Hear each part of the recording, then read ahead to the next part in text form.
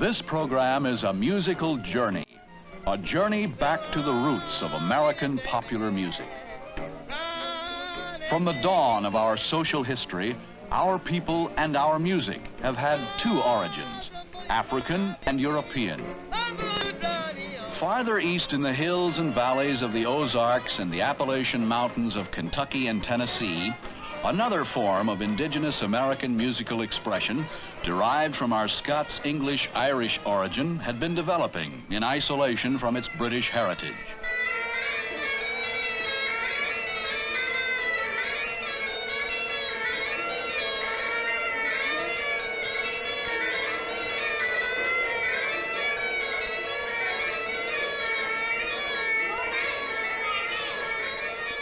Striving to recreate the nostalgic sounds of their Scots-Irish ancestral homeland, and our roots are in the songs of the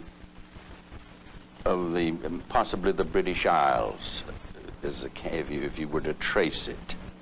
You see, those are the songs that were from the southern mountains. The fiddle, the banjo, the guitar, and the mandolin created a sound that was called bluegrass, or country.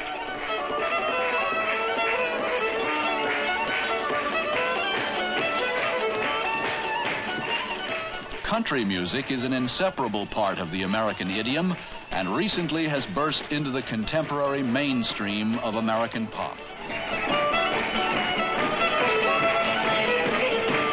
This is not the frug, the monkey, or the jerk. It is a mountain jig in the Ozarks of Arkansas, done now as it has been in this part of the country for several hundred years.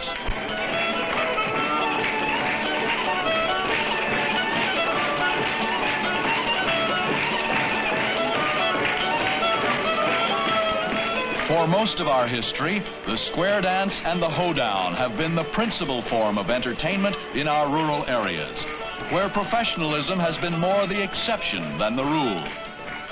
But with the music explosion in recent years, country music too went pop. Maybelline, why can't you be true? Oh, Maybelline, why can't you be true?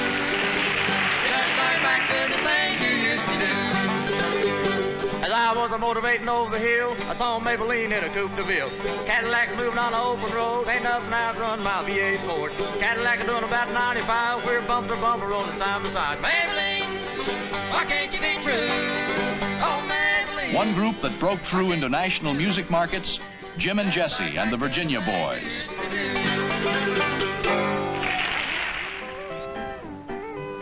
Nashville, Tennessee, the country and western music capital of America.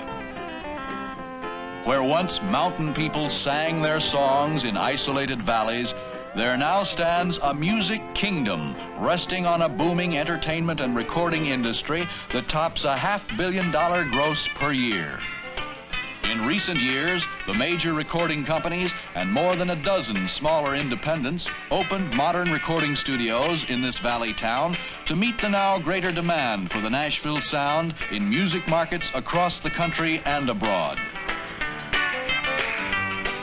The Grand Ole Opry of Nashville, the metropolitan of country and western music, has been a reservoir of talent and a showcase for country artists for nearly 2 generations. Well, it's a hot corner, cool corner, bring along a dimmy John. A hot corner, cool corner, bring along a dimmy John. A hot corner, cool corner, bring along a dimmy John. A farewell, Uncle Bill, see you in the morning, yes, sir. The hillbilly entertainer, like string bean, a great favorite in many rural areas, is much less in evidence in the new country music image.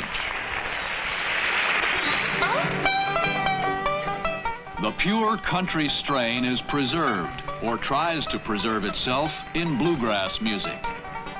The fiddle, the mandolin, and the banjo of Bill Monroe and his bluegrass boys yearn for that nostalgic early feel of the bagpipes. But the song is a folk song out of another tradition. He laid down his hammer and he cried, Lord, Lord. He laid down his hammer and he cried. Thank you. It's very popular internationally. This is a development of the last 5 years. Japan, for instance, has many radio programs patterned after Grand Ole Opry. The Japanese artists will even appear in cowboy uniform, similar to the garb used on the Opry in Nashville at the Ryman Auditorium. Has become very popular with young people, and why it will sustain itself as it always has sustained itself. I mean, it has never died. It has certainly had periods where it has been more popular than other periods. But basically, you're dealing with something that's classic.